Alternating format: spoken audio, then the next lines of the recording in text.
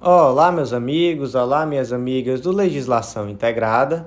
Aqui quem fala é o professor Bruno Valente e nossa conversa de hoje é sobre o informativo de número 767 do STJ.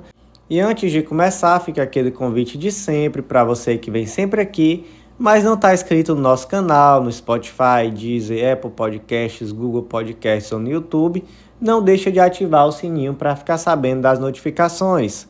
Nos segue também no Instagram, @legislação_integrada, onde todo dia tem novidade. E por último e mais importante, acesse legislaçãointegrada.com.br. Lá você vai conhecer o Clube da Lei, o clube de membros que te dá acesso aos nossos materiais e que vai inaugurar um novo momento no seu estudo de lei seca e jurisprudência através de um material que é especialmente formulado para o estudo integrado desses dois pilares e que te oferece mais de 100 planos de leitura, sendo esses planos por carreira e por edital. Então é o que você precisa para dar uma virada de chave no teu estudo de lei seca e jurisprudência. Vem fazer parte desse clube que com certeza vamos te ajudar muito nesse processo. Por último, nos segue no nosso Instagram, que muito em breve vamos lançar nosso curso de organização de estudos para concurso público. Você aí está tendo dificuldade de se organizar, não está vendo o rendimento que você queria no seu dia de estudo? Vem cá que a gente vai te ajudar e muito em breve você vai ficar sabendo desse lançamento, que vai ter naturalmente uma condição muito especial para quem já for nosso aluno, nosso seguidor e etc. Então segue a gente nas redes sociais para ser o primeiro a ficar sabendo. Sem mais delongas, vamos ao primeiro julgado do dia, que é um julgado da primeira turma do STJ e foi inserido no Decreto-Lei 3365 de 41, que é o decreto que trata sobre desapropriação por utilidade pública, e o destaque ficou da seguinte forma: a ausência do depósito previsto no artigo 5º do Decreto-Lei 3365 de 41 para o deferimento do pedido de emissão provisória na posse veiculada em ação de desapropriação por utilidade pública não implica a extinção do processo sem resolução de mérito, mas tão somente o indeferimento da tutela provisória. Então vamos lá. Como é que funciona aqui o procedimento de desapropriação por utilidade pública? Primeiro ponto, o artigo 13 do Decreto 3365 traz os requisitos para a petição inicial dessa ação expropriatória. Quais são os requisitos? Primeiro ponto, aqueles que estão previstos no CPC para qualquer petição inicial. Segundo ponto, a oferta do preço, e ela tem que ser instruída com um exemplar do contrato ou do jornal oficial que houve a publicação do decreto de desapropriação ou uma cópia autêntica dos mesmos. E por último, a planta ou descrição dos bens e suas confrontações. Então esses são os requisitos iniciais da petição lá do artigo 13. Acontece, gente, que lá no artigo 15 existe uma determinação de que se o expropriante alegar urgência e depositar a quantia arbitrada em conformidade com o artigo 685 do CPC, o juiz mandará emiti-lo provisoriamente na posse de seus bens. Então, o artigo 15 traz dois requisitos. Primeiro, a alegação de urgência e segundo, o depósito da quantia ofertada pelo expropriante. Qual é a natureza jurídica dessa emissão provisória na posse? É uma natureza jurídica de antecipação de tutela. E aí veio o debate. E se o ente desapropriante não realizar esse depósito, qual o efeito disso? A extinção da ação? Não, gente, não é extinção da ação. O efeito disso é tão somente o indeferimento da tutela provisória. A ação tramita, ao final pode ocorrer a expropriação, mas a antecipação de tutela ela não vai ser possível porque, para que ela seja possível, é necessário que exista esse depósito antecipado desses valores. Próximo julgado do dia inserido na Lei Complementar 101 de 2000, Lei de Responsabilidade Fiscal, destaque da seguinte forma: para cumprimento dos requisitos arrolados no artigo 16 caput, incisos 1 e 2 e parágrafo 4, inciso 2 da Lei de Responsabilidade Fiscal, é necessário instruir a petição inicial da petição expropriatória de imóveis com a expectativa do impacto orçamentário financeiro e a apresentação de declaração a respeito da compatibilidade das despesas necessárias ao pagamento das indenizações ao disposto no plano plurianual, na Lei de Diretrizes Orçamentárias e na Lei Orçamentária Anual. Então, esse julgado também trata da desapropriação por interesse público, mas aqui trata sobre outro viés, sobre o viés da responsabilidade fiscal do ente expropriante. E a grande questão aqui é que muitas vezes esses decretos de utilidade pública eles vêm sem que o município, por exemplo, o ente expropriante, realize uma análise, um estudo acerca da possibilidade, da viabilidade orçamentária do pagamento dessas indenizações dentro do plano plurianual na Lei de Diretrizes Orçamentárias e na Lei Orçamentária Anual. Isso daí acaba trazendo um desequilíbrio financeiro no ente e isso daí não é possível. Então, o que se decidiu aqui basicamente é que é necessário que o ente expropriante tenha responsabilidade fiscal no momento de realizar a desapropriação de imóveis. Então, a petição inicial da ação expropriatória, ela tem que trazer também a estimativa do impacto orçamentário financeiro. E ela tem que levar em consideração, como nós já trouxemos, tanto o plano plurianual, a Lei de Diretrizes Orçamentárias e a Lei Orçamentária Anual, demonstrar que existe uma viabilidade financeira orçamentária para que ocorra essa desapropriação. Iniciamos agora os julgados da segunda turma do STJ e o primeiro julgado foi inserido no Código de Processo Civil, destaque da seguinte forma: quando devida a verba honorária recursal e o relator deixar de aplicá-la em decisão monocrática, poderá o colegiado arbitrá-la, inclusive de ofício. Então, dois debates aqui são muito importantes acerca dos honorários recursais. O primeiro debate é que os honorários recursais, eles são devidos quando? Eles são devidos quando já existiu fixação de honorários pela instância inferior. Então, na verdade, os honorários recursais, eles majoram aqueles honorários que já foram fixados anteriormente. É possível, professor, fixar pela primeira vez honorários no recurso? Não. O honorário recursal majora.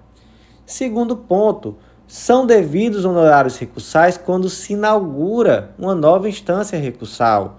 Então, por exemplo, você vai verificar se o recurso em questão está inaugurando ou não uma nova instância recursal. Vamos lá. Embargos de declaração inaugura nova instância recursal? Não inaugura. Quem julga o embargo de declaração? O mesmo juiz que proferiu a primeira decisão. Agora vamos para um pouco mais difícil. Agravo interno. Agravo interno inaugura nova instância recursal? Não inaugura. Quem julga o agravo interno é o colegiado, mas mesmo assim está dentro do mesmo tribunal. Não se inaugura aqui uma nova instância recursal. O que inaugura nova instância recursal? Apelação, recurso extraordinário, recurso especial, etc. Então vamos lá, esses dois primeiros pontos são de extrema importância. Vamos aqui para um caso concreto.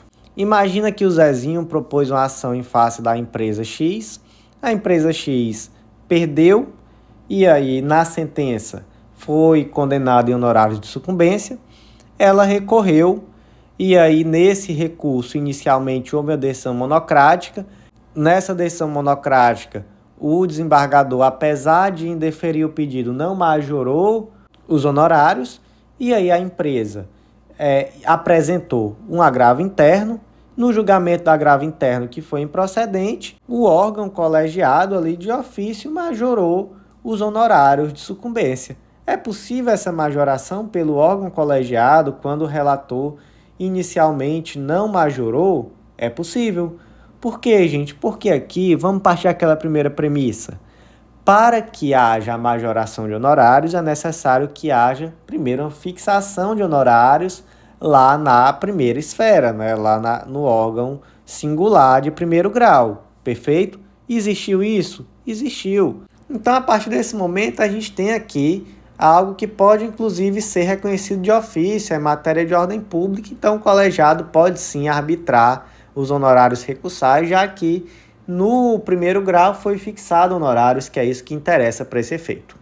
Próximo julgado do dia, inserido no Código de Processo Civil, destaque da seguinte forma: a decisão a respeito do pedido de caução de crédito tributário, ainda não cobrado judicialmente para fins de obtenção de certidão de regularidade fiscal, tem natureza jurídica de incidente processual inerente à execução fiscal, não guardando autonomia a ensejar condenação em honorários advocatícios em desfavor de qualquer das partes. Então vamos lá, o ponto-chave aqui é a tal da causalidade, quem deu causa ao processo para que haja condenação de honorários. E o outro ponto aqui é a questão da autonomia, não é esse incidente processual, que é um pedido de caução, que aqui no caso vai ser para o indivíduo conseguir uma certidão negativa, por exemplo, ele tem autonomia suficiente para que haja condenação de honorários? São esses dois pontos. Vamos para um caso concreto adaptado. A empresa ABC SA estava inscrita em dívida ativa por dever tributos ao Estado. Por esse motivo, ela propôs uma ação cautelar, ela ofereceu um calção e requereu a suspensão da exigibilidade do referido crédito tributário e a expedição da certidão de regularidade fiscal. A cautela foi deferida e a ação extinta. E aí o advogado da empresa ABC disse: "Ô seu juiz, tá esquecendo de nada não? E meus honorários?" Resumindo, a empresa estava devendo tributos, ela propôs uma ação cautelar com o objetivo de requerer uma suspensão da exigibilidade desses tributos e conseguir assim uma certidão negativa, e o advogado da empresa queria honorários de sucumbência, já que o pedido foi procedente. Faz sentido esse pedido? A empresa, de fato, o advogado da empresa vai receber honorários de sucumbência? Não vai, né? Não vai. Até porque, veja só, não existe uma responsabilidade da Fazenda Pública pelo ajuizamento da ação. A Fazenda poderia até já ter ajuizado a execução fiscal, não ajuizou porque não quis e estava dentro do prazo, então não tem nenhum problema nisso. E a empresa, por outro lado, requereu essa cautelar por um interesse próprio, é ela que estava devendo tributo e ela queria uma certidão negativa, então era interesse próprio. Então, veja só, tanto não existe aqui uma independência dessa ação cautelar ao ponto de ser possível a fixação de honorários, quanto não se pode dizer de forma alguma que o fisco foi que deu causa a essa ação. E veja só, um trechozinho aqui do julgado, que interessante. Seria um absurdo agraciar o contribuinte inadimplente com honorário de sucumbência em cautelar de garantia, se a cautela foi intentada justamente porque o contribuinte tornou-se um devedor do fisco, ou seja, você está devendo e você ainda vem aqui atrás de conseguir honorário de sucumbência, aqui não, vá buscar em outro lugar, foi isso que o STJ disse.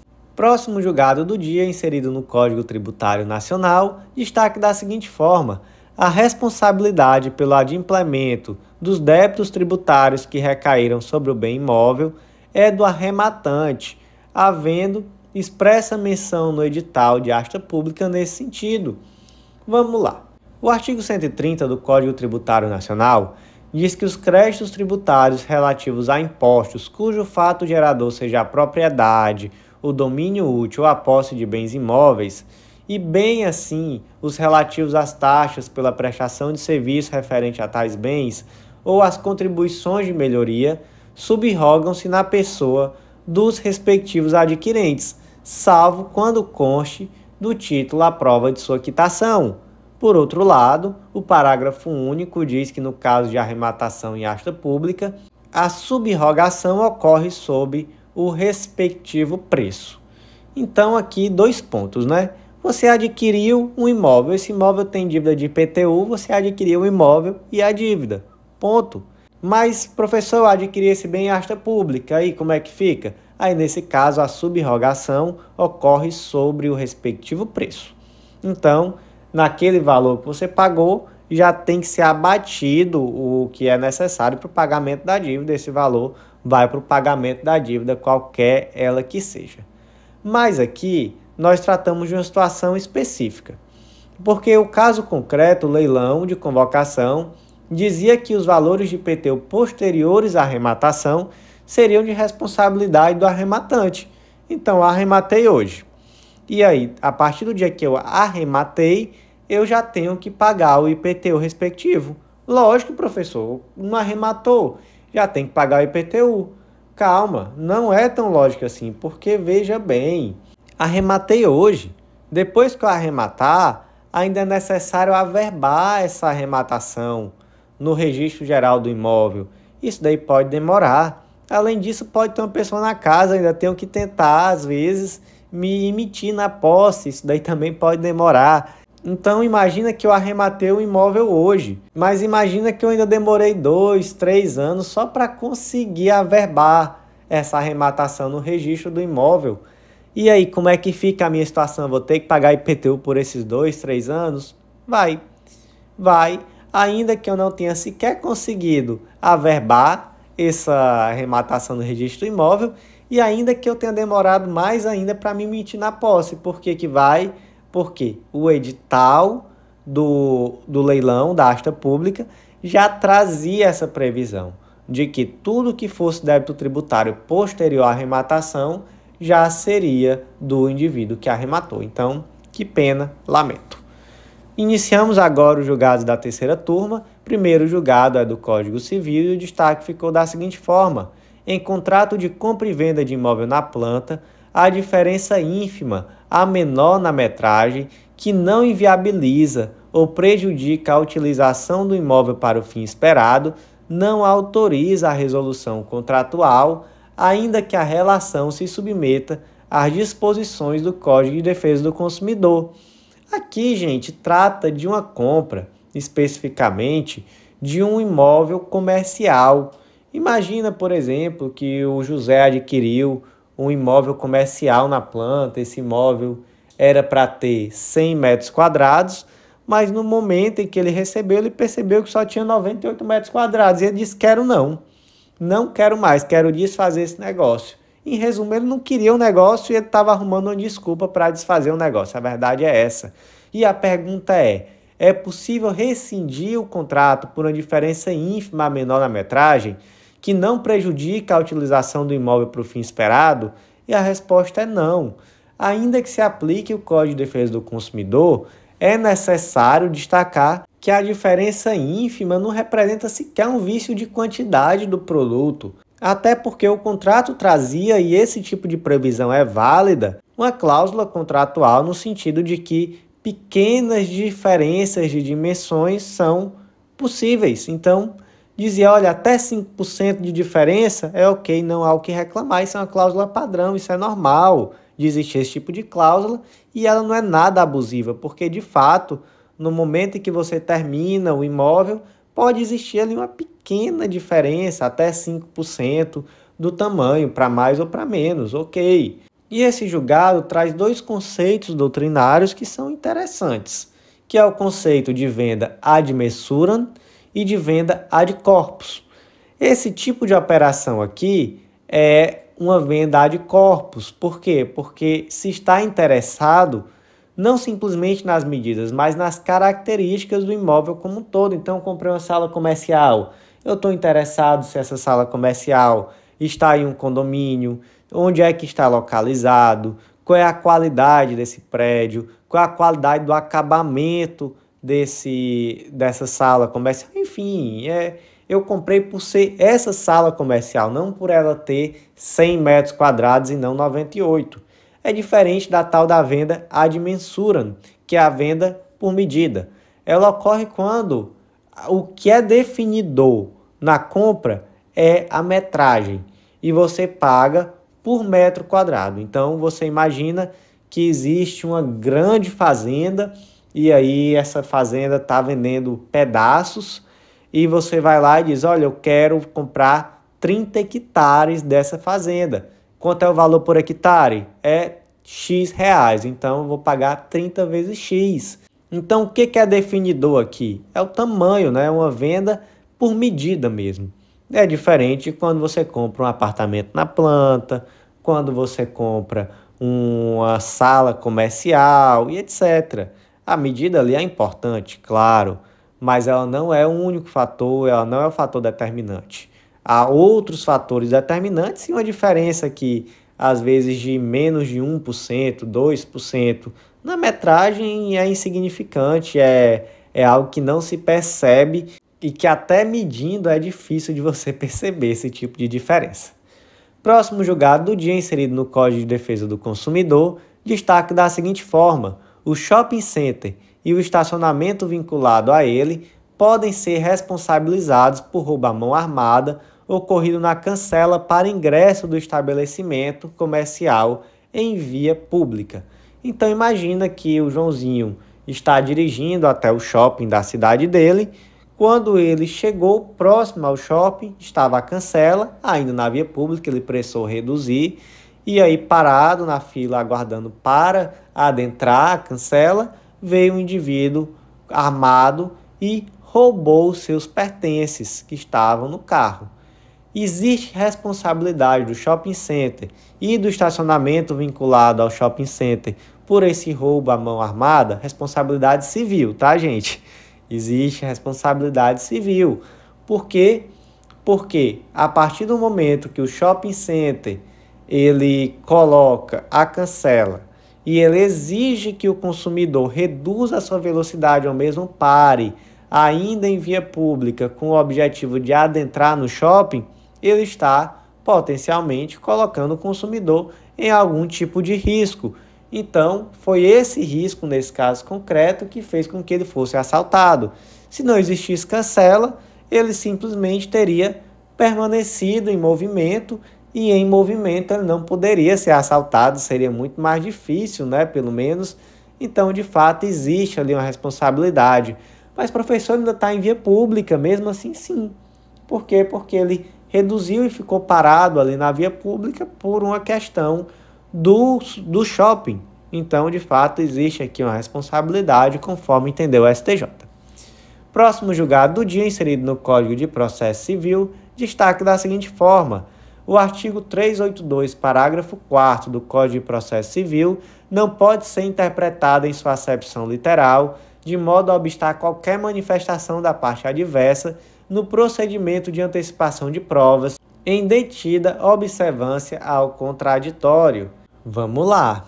Primeiro, parece estranho, né? Mas, professor, como assim? Não permitir manifestação da parte adversa em um processo judicial? Que loucura é essa? Pode parecer até loucura mesmo, ouvindo dessa forma.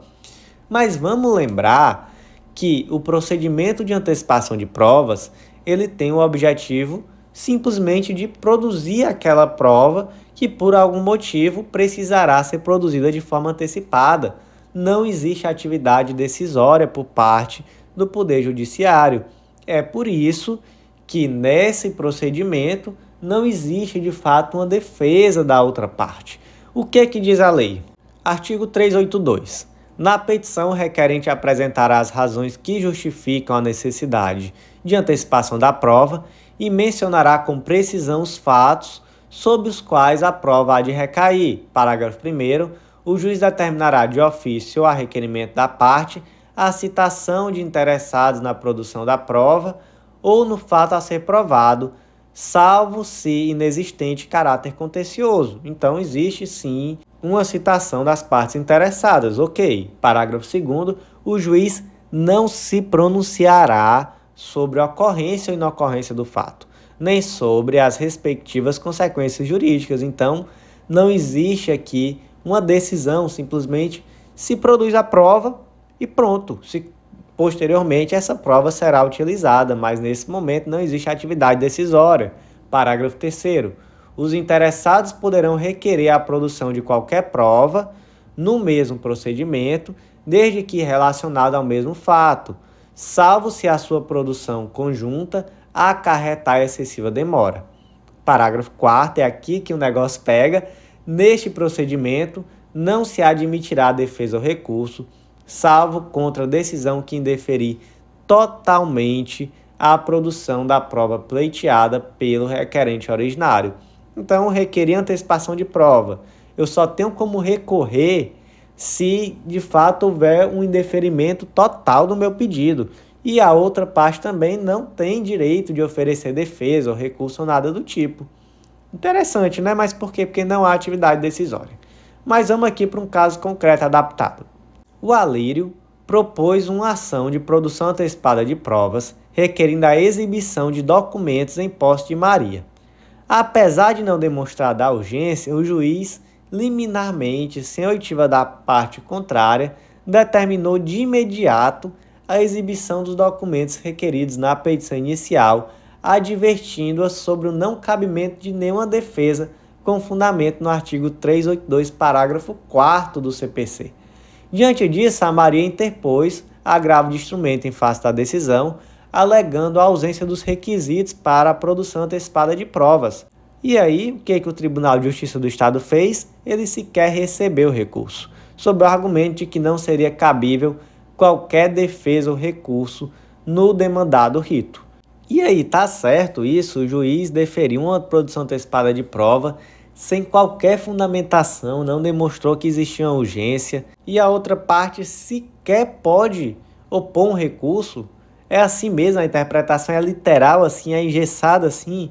Não é não, tá? O STJ disse que não é por aí, que a interpretação disso não é para ser engessada, não é para ser uma interpretação literal. Veja só, o artigo 382, parágrafo 4º do CPC não pode ser interpretado em sua acepção literal, de modo a obstar qualquer manifestação da parte adversa no procedimento de antecipação de provas em detida observância do contraditório.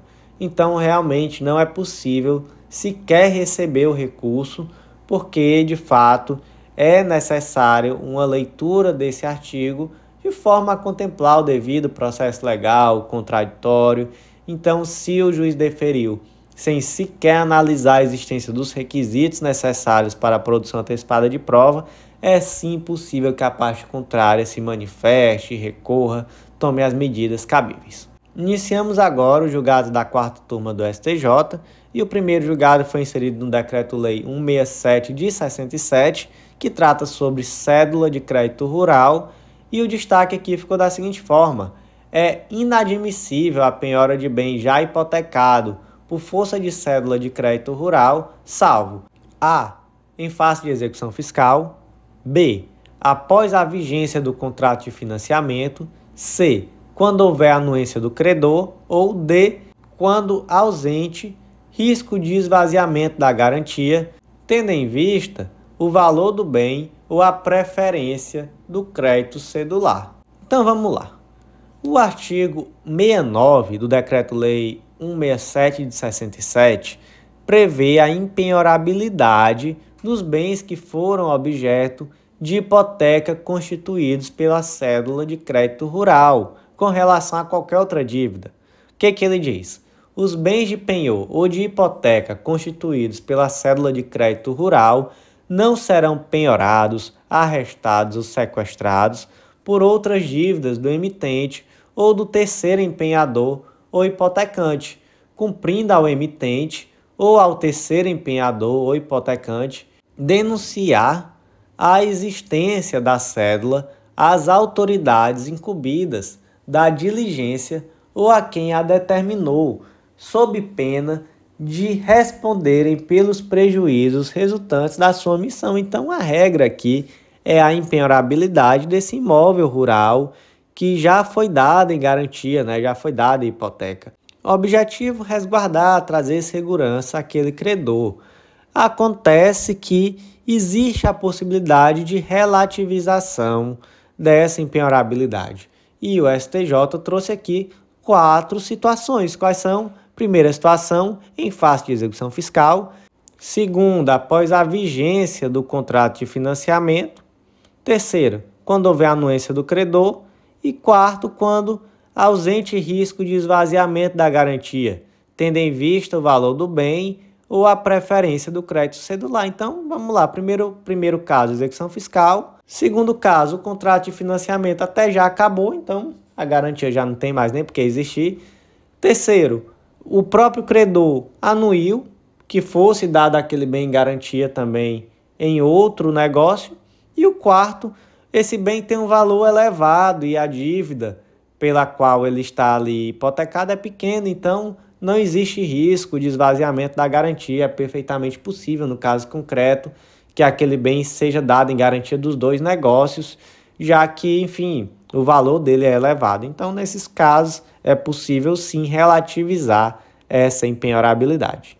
Próximo julgado do dia foi inserido no Código Civil, destaque da seguinte forma: é trienal o prazo prescricional aplicável à pretensão de indenização fundada em atos ofensivos praticados após a rescisão do contrato de trabalho. Fundamento, gente, o fundamento é o artigo 206, parágrafo 3º, inciso 5º. Prescreve em 3 anos a pretensão de reparação civil. Mas, professor, aqui é uma pretensão de reparação civil decorrente de ofensas após uma rescisão de contrato trabalhista. Então, isso muda alguma coisa? Não, não muda, tá? Se trata aqui, de fato, de uma ação de responsabilidade civil. Então, de fato, o prazo prescricional é de 3 anos. Próximo julgado do dia, inserido no Código Civil, destaque da seguinte forma: a fluência da prescrição da pretensão indenizatória fundada na imputação de crimes, dos quais se venha a ser posteriormente absolvido, tem início com trânsito e julgado da sentença na ação penal. Vamos lá, artigo 200. Quando a ação se originar de fato que deva ser apurado no juízo criminal, não correrá a prescrição antes da respectiva sentença definitiva. Qual é a grande dúvida aqui? A grande dúvida é se aqui trata tão somente daquela ação penal julgada procedente ou se isso aqui é irrelevante o resultado da ação penal, e a resposta é que é irrelevante. Não importa se o indivíduo foi posteriormente absolvido ou foi condenado. Só começa a fluir o prazo prescricional após o trânsito e julgado da sentença criminal. Então, meus amigos, o ponto aqui é simplesmente o seguinte: não importa o resultado da ação criminal. O que importa é que o prazo prescricional da ação civil só vai iniciar após o trânsito em julgado. Próximo julgado do dia, inserido também no Código Civil, destaque da seguinte forma: na hipótese excepcional em que ficar evidenciada a condição de investimento de plano de previdência privada complementar aberta, operado por seguradora autorizada pela Superintendência de Seguros Privados, que é a SUSEP, os valores devem ser trazidos à colação no inventário como herança, devendo ainda ser objeto de partilha, desde que antes da conversão em renda e pensionamento do titular. Essa decisão aqui tem peculiaridades, tá? Tem pontos que devem ser abordados. E o grande ponto aqui é a natureza jurídica dos planos de previdência privada. E aqui a gente está falando mais especificamente daqueles planos PGBL e VGBL, que são aquelas modalidades mais comuns de planos de previdência privada abertos, que são vendidos por bancos e etc. E aí, qual é a grande questão? É que enquanto você está num período de acumulação, de que você está pagando ali aquela contribuição mensal a esse plano de previdência, aqueles valores têm uma natureza de investimento, né? É uma natureza basicamente de investimento, é uma aplicação financeira praticamente como qualquer outra.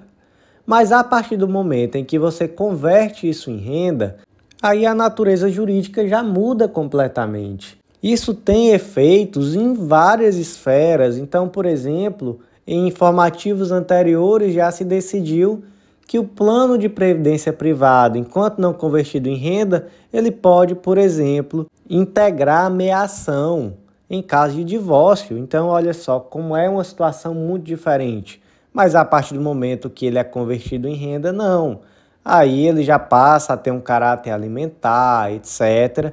E além disso, é de se observar que muitas vezes esses planos de previdência ainda vêm acompanhados de seguros de vida. Então, por exemplo, recentemente eu fiz um plano de previdência privada e nesse plano de previdência privada eu pago, vamos dar aqui um exemplo, R$500 que vão servir para integralizar ali uma determinada quantia que no futuro eu vou poder sacar essa quantia integral ou converter isso em renda. e eu pago ali também R$ 50, que é relativo a um seguro de vida. Então, se eu falecer nesse período, por algum motivo que está ali segurado, a pessoa indicada como a beneficiária na apólice vai ter direito a receber ali um determinado valor. E aí, qual é a questão aqui? Se eu faleci ou não, né? Porque, enfim, se outra pessoa aqui do exemplo vier a falecer e ela tem um plano de previdência privada que ainda está nessa fase de integralização, o que acontece com esses valores? Eles integram o inventário? E a resposta é sim. Vai integrar ali um monte a ser dividido, normal, vai entrar como qualquer aplicação financeira. Situação diferente, por exemplo, é desse seguro, né? Se eu tenho um seguro de vida, aí já não integra o inventário. Esse seguro de vida é pago diretamente aos beneficiários. Qual a vantagem disso? A primeira vantagem é o não pagamento do ITCMD, né? Imposto de Transmissão Causa-Morte e Doação, quando você está tratando aí, por exemplo, de um seguro de vida, diferente aqui desse valor que estava no plano de previdência privada, que de fato vai integrar o inventário, vai pagar imposto de transmissão, tudo normal. Próximo julgado do dia, inserido na Lei 11.101 de 2005, Lei de Falências e Recuperação Judicial, destaque da seguinte forma: a exigibilidade do protesto da duplicata mercantil para a instrução do processo de falência não exige a realização do protesto especial para fins falimentares, bastando qualquer das modalidades de protesto previstas na legislação de regência. 2. Torna-se suficiente a triplicata protestada ou protesto por indicações, desde que acompanhada da prova da entrega da mercadoria, por tratar-se de título causal. E 3. É possível realizar diretamente o protesto por falta de pagamento ou protesto especial para fins falimentares. Então, bora. Primeiro ponto, artigo 94, inciso 1. Será decretada a falência do devedor que, sem relevante razão de direito, não paga no vencimento obrigação líquida materializada em título ou títulos executivos protestados, cuja soma ultrapasse o equivalente a 40 salários mínimos na data do pedido de falência. Ok. Parágrafo 3º. Na hipótese do inciso 1 do caput deste artigo, o pedido de falência será instruído com os títulos executivos na forma do parágrafo único do artigo 9º dessa lei, acompanhados, em qualquer caso, dos respectivos instrumentos de protestos para o fim falimentar nos termos da legislação específica, ou seja, exige aqui um protesto específico para fins falimentares. Pergunta: se qualquer dívida, independente da natureza, pode conduzir a esse protesto para fins falimentares? Pode, qualquer dívida, independentemente da natureza. Agora vamos conversar aqui sobre uma duplicata. Primeiro ponto, pode naturalmente ser a dívida que consta de uma duplicata que vai conduzir a um pedido de falência sem nenhum problema. Tem que ter protesto? Tem que ter protesto. Quais são os tipos de protesto cabíveis na duplicata? Pelo menos 3, né? Protesto por falta de devolução, protesto por falta de aceite e protesto por falta de pagamento. E aí pergunta-se, qualquer dessas modalidades de protesto de uma duplicata é suficiente para requerer a falência ou é necessário, de fato, aquele protesto especial previsto lá na Lei de Falências? E a resposta é que qualquer dessas modalidades de protesto atrai essa possibilidade de pedido de falência. Então, veja só, não requer a realização de protesto especial para fins falimentares, bastando qualquer das modalidades de protesto previstas na legislação de regência. No caso de triplicata protestada, aí pode ser o protesto por indicação também, desde que acompanhado da prova da entrega da mercadoria, porque é um título causal. Então você protestou por indicação, já que não houve aceite, e você também apresentou a prova da entrega da mercadoria, perfeito? E também é possível realizar-se diretamente o protesto por falta de pagamento ou mesmo protesto especial para fins falimentares. Qualquer dessas modalidades possibilita o pedido de falência. Próximo julgado do dia, inserido também na Lei de Falências, Lei nº 11.101 de 2005, destaque da seguinte forma: verificada a novação da obrigação, em virtude da homologação do plano de recuperação judicial de consorciada, quando ausente disposição estabelecendo a solidariedade das partes no contrato de constituição de consórcio, a ação de cobrança de dívida líquida, ajuizada apenas contra o consórcio, extingue-se na medida da responsabilidade da recuperanda ou consorciada. O que é um consórcio? O consórcio é exatamente uma união de empresas em prol de um determinado objetivo. Esse consórcio não tem personalidade jurídica e o próprio artigo 278 da Lei da Sociedade Anônima afirma que não existe ali uma presunção de solidariedade, então cada uma responde pelas suas obrigações. E, além disso, a falência de uma consorciada não se estende às demais, subsistindo o consórcio com as outras contratantes e etc. Então, qual é o ponto aqui? A pergunta é: se existe uma dívida, não é possível delimitar claramente de qual dessas empresas é aquela dívida. É possível sustentar uma obrigação solidária das consorciadas e cobrar o valor integral exatamente de cada uma dessas empresas? Resposta é não, não é possível. Não há como se presumir a solidariedade, inclusive a lei aqui nesse caso fala isso claramente, né? Não é possível presumir essa solidariedade. Então, cada uma dessas empresas vai poder ser cobrada, mas no limite da sua participação. Então, por exemplo, são 5 empresas, 1/5 para cada empresa, se não der para individualizar isso de uma forma mais clara. Iniciamos agora os julgados da 5ª turma do STJ, e o primeiro julgado do dia foi inserido no Código Penal, destaque da seguinte forma: é idônea a valoração negativa dos motivos do crime na hipótese em que o agressor se utiliza de ameaça para constranger a vítima a desistir de requerer o divórcio e pensão alimentícia em benefício dos filhos. Bora lá.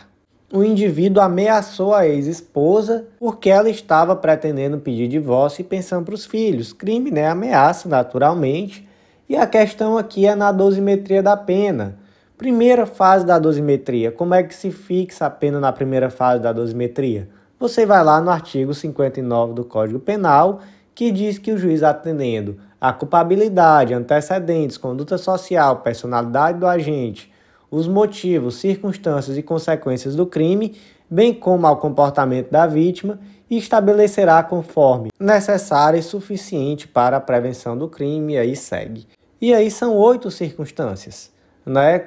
Culpabilidade, antecedente, conduta social, personalidade do agente, motivo, circunstância, consequência do crime e comportamento da vítima. Então, essas são as 8 circunstâncias que são levadas em consideração na fixação da pena na primeira fase da dosimetria.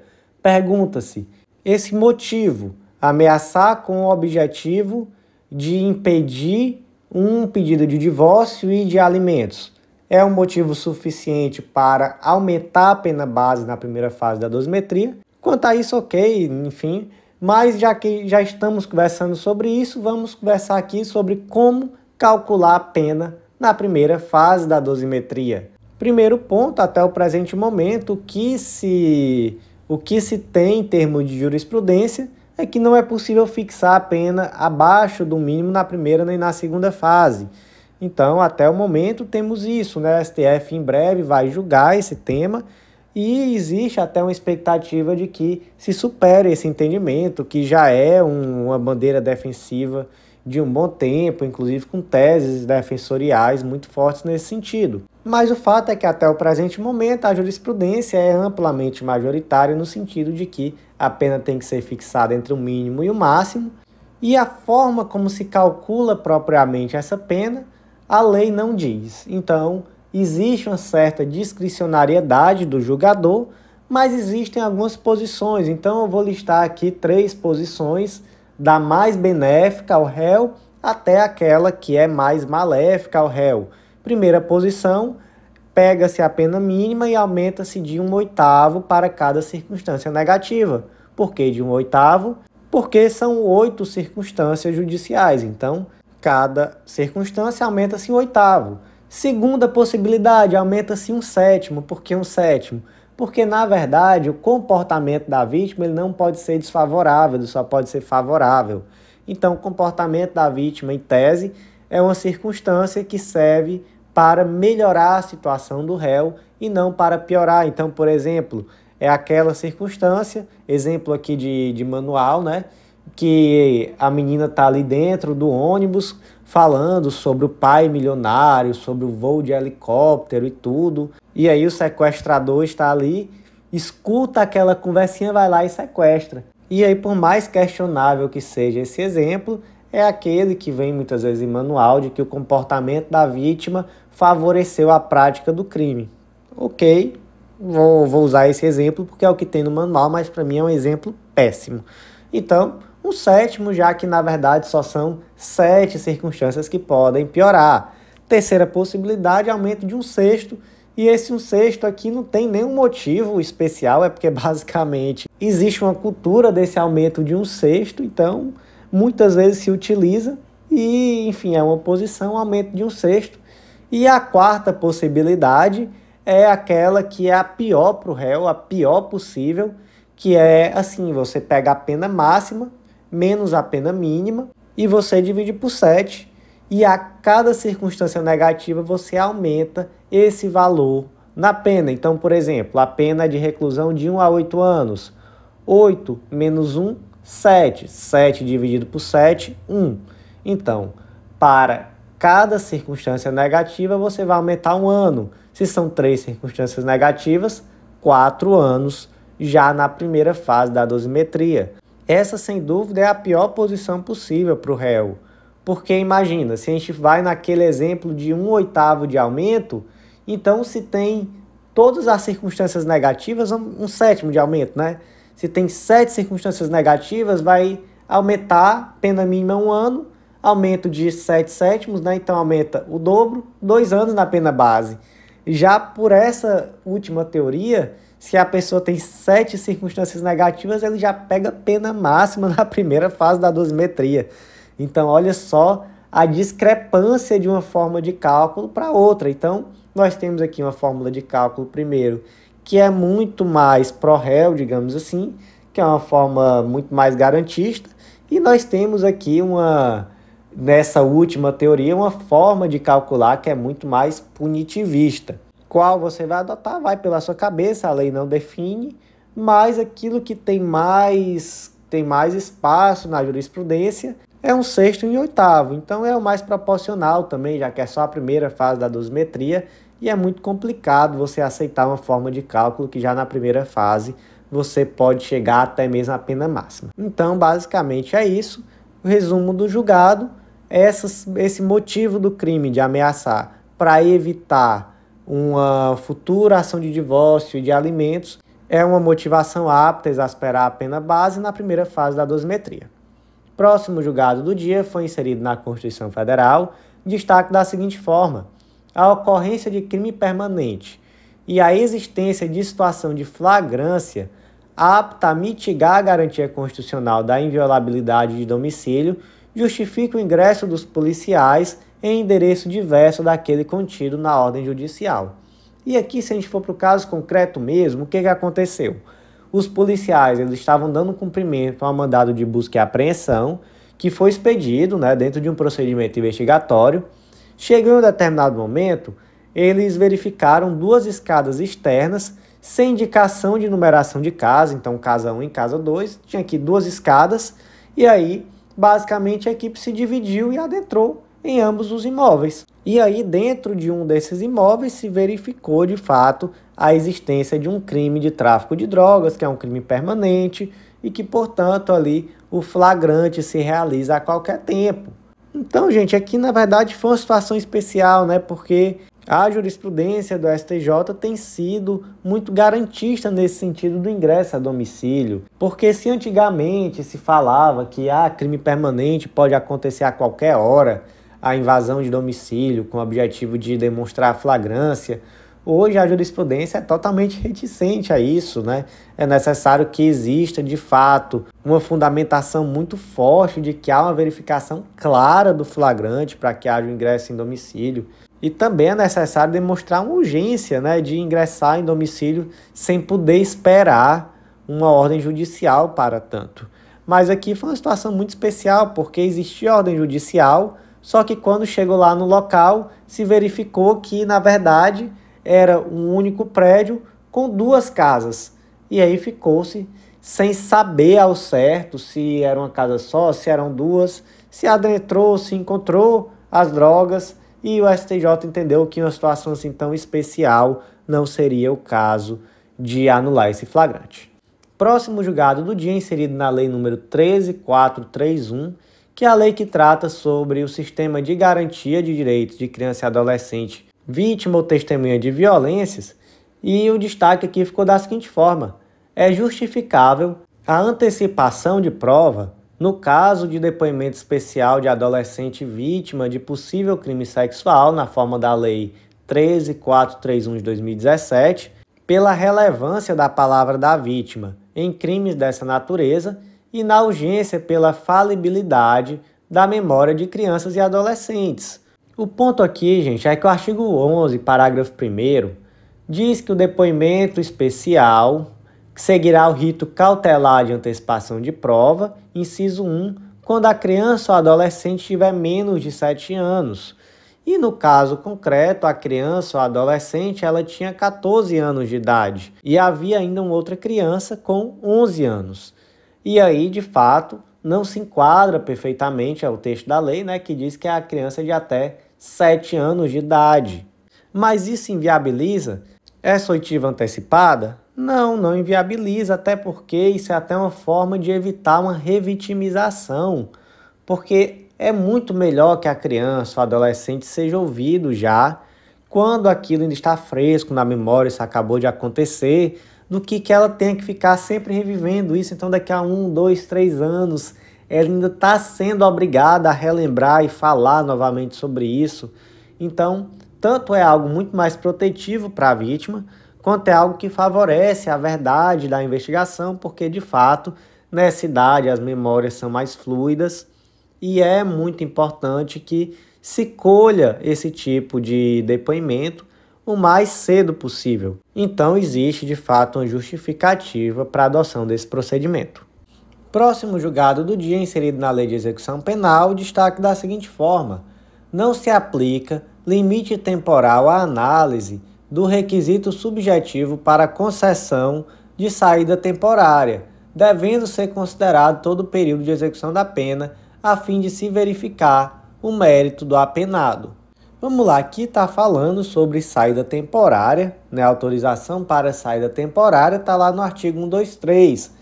A autorização será concedida por ato motivado do juiz de execução, ouvido o Ministério Público e a administração penitenciária, e dependerá da satisfação dos seguintes requisitos: comportamento adequado, cumprimento de no mínimo 1/6 da pena se for primário e 1/4 se for reincidente, e compatibilidade do benefício com os objetivos da pena. E aí a grande questão aqui é se esse comportamento adequado vai levar em consideração todas as situações que ocorreram durante a pena, ou se existe aqui um lapso temporal máximo que poderá ser avaliado. E o STJ entendeu aqui que não existe esse lapso temporal máximo. E no caso concreto, inclusive, o indivíduo ele cometeu várias faltas graves no decorrer da pena, inclusive com fuga, né, tentativa de evasão, enfim, várias faltas, inclusive outras de natureza média. E aí, ao final, houve um parecer desfavorável da Comissão Técnica de Classificação e, com base nisso, entendeu que ele não tinha comportamento adequado. Mas, professor, existe uma tese defensorial de que o bom comportamento se adquire após 12 meses, desde o pacote anticrime, né, que trouxe aquele requisito de não cometimento de falta grave nos últimos 12 meses para a concessão de livramento condicional. Então, daí se faz uma leitura, enfim, nesse sentido de que esses 12 meses também pode ser aplicado a outros benefícios da execução penal, enfim. Existe de fato essa tese. Ela é muito benéfica ao réu, uma tese defensorial, mas de fato o STJ não aplicou essa tese nesse caso concreto, então entendeu aqui que para esse efeito de verificação do bom comportamento na autorização de saída temporária, deve ser visto todo o histórico do detento e não somente os últimos 12 meses.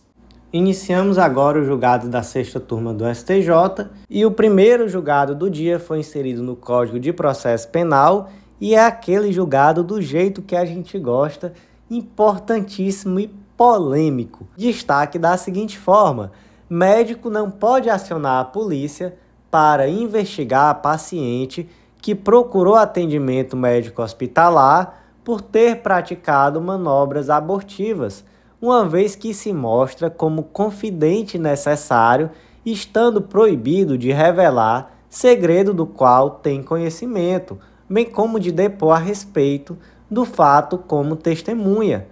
Gente, artigo 207 do Código de Processo Penal, são proibidas de depor as pessoas que, em razão de função, ministério, ofício ou profissão, devam guardar segredo, salvo se desobrigadas pela parte interessada, quiserem dar o seu testemunho. E aqui, gente, ainda tem o Código de Ética Médica, que veda que o médico revele segredo de que tenha conhecimento em virtude do exercício de sua profissão. Como é que foi o caso concreto aqui? O médico realizou o atendimento da paciente, ela supostamente estaria grávida de 16 semanas e teria realizado manobras abortivas em sua residência, tomou ali um medicamento abortivo, passou mal, precisou ligar para a polícia exatamente para poder ser conduzida ali com maior brevidade possível para o hospital. Quando chegou no hospital, ela foi atendida por um médico e esse médico não só, após atendê-la, registrou a ocorrência na polícia, quanto, olha só o que ele fez, aí já passa um pouco do limite, né? Ele entregou o prontuário médico da moça na delegacia, o que, gente, é totalmente vedado. Entregar prontuário médico de paciente, isso daí é algo vedado, vedadíssimo, não tem como o médico fazer isso. Inclusive, isso está lá na resolução 1605 do Conselho Federal de Medicina, artigo 2º, é vedada a remessa de prontuário médico do paciente. O prontuário médico do paciente traz informações que são de absoluto sigilo e que só dizem respeito ao paciente. Ele não pode ser utilizado dessa forma. E aí chegou-se ao STJ essa situação e o STJ disse, olha, esse processo é completamente nulo. Primeiro porque se baseia em uma notícia-crime por um médico, que foi o médico que atendeu a paciente, então ele tinha um dever de sigilo profissional, decorrente não só do Código Penal, mas também do Código de Ética Médica. Então, enfim, o médico pode ter sua opinião pessoal que for, enfim, mas de fato ele não poderia ter prestado essa queixa, né? Ele não poderia servir de testemunha e ele foi arrolado como testemunha também, então não dá, né? Não poderia. E além disso, ele remeteu o prontuário médico da paciente, que aí foi algo mais grave ainda, isso daí não poderia ser feito. Então, portanto, esse processo foi inteiramente anulado. E aí, qual a tua opinião? Eu gosto de polêmica, eu gosto de decisão assim, polêmica. Quero saber qual é a sua opinião. Esse processo deveria ou não ter sido anulado? E o último julgado de hoje, inserido na Lei de Execução Penal, Lei número 7.210 de 84, destaque da seguinte forma: é cabível a remissão de pena pela aprovação no Enem, ainda que o apenado já tenha concluído o ensino médio antes do encarceramento, excluído o acréscimo de 1/3 com fundamento no artigo 125, parágrafo 5º da Lei de Execução Penal. E aqui, gente, é aquele julgado para me deixar sem entender o que se passa.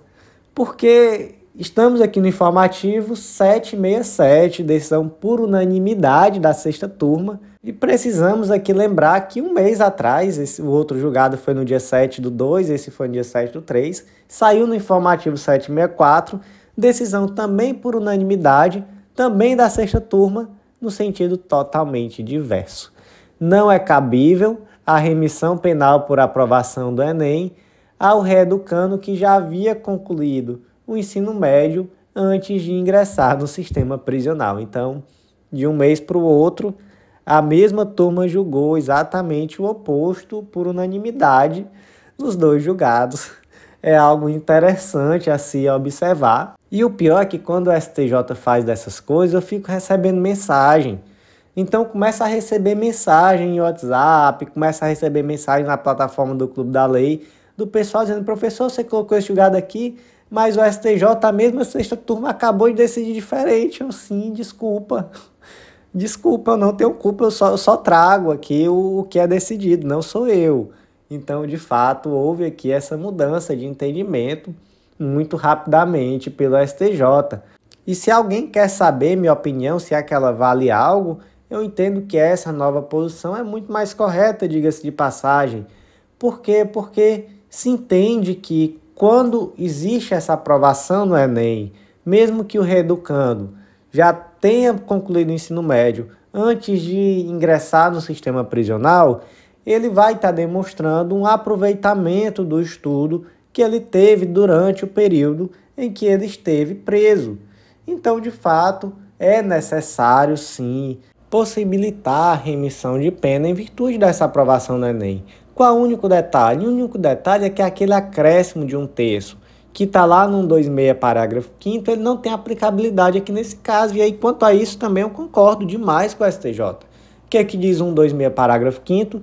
Que o tempo a remir em função das horas de estudo será acrescido de 1/3 no caso de conclusão do ensino fundamental, médio ou superior, durante o cumprimento da pena, desde que certificada pelo órgão competente do sistema de educação. E aí pergunta-se, nesse caso aqui, houve conclusão de ensino fundamental, médio ou superior? Não houve, né? Ele já tinha concluído antes o ensino médio e ele agora foi só aprovado no Enem. Então, de fato, o período que ele vai ter de remissão da pena não deve ter esse aumento de 1/3, deve somente espelhar aquilo que provavelmente, né, aquilo que de fato ele teve de aproveitamento do seu estudo durante esse período detido, e aí vai ser justamente isso que vai fundamentar essa remissão de pena em virtude da aprovação do Enem.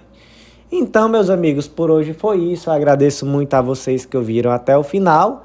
Refaço aquele convite, acesse legislaçãointegrada.com.br, vem fazer parte do Clube da Lei. Gostaria muito de contribuir com você na sua aprovação, no seu estudo de lei seca e jurisprudência.